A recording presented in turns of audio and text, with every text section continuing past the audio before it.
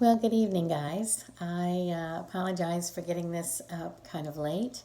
I tried a different technology today using my laptop and downloaded a program that sure seemed like it was going to work, but it didn't. So here I am back to using my iPhone.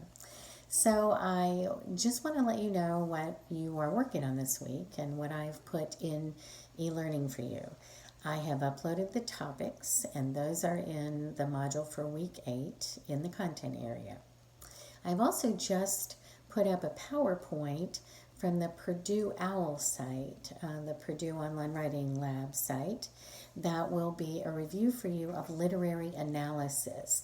This essay, well, really all of your essays, the first 4 essays will be literary analysis essays.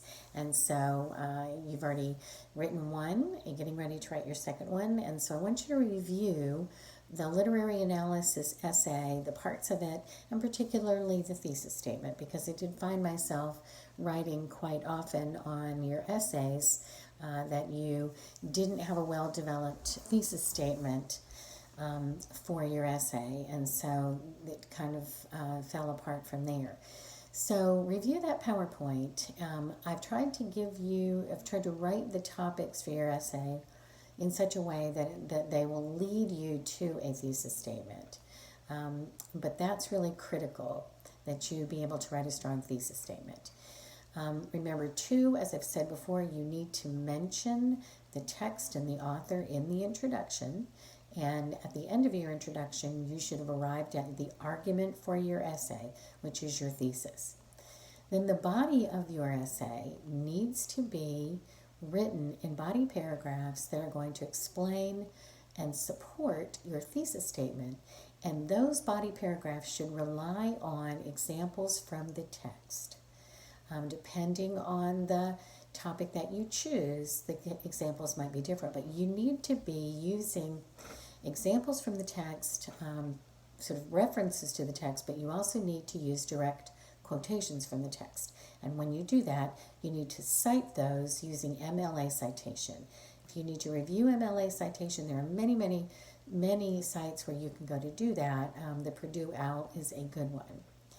Then you have a works cited page where you list, in this case, you should just be listing the novel. I also want to say a word about plot summary.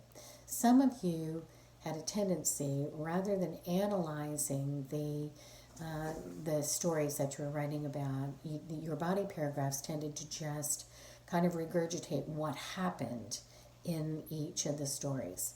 The key to not doing plot summary is making sure that the topic sentence of your body paragraph says something about the text. So you shouldn't find yourself beginning your body paragraph by just launching into recounting what happened in this, in this case, in the novel.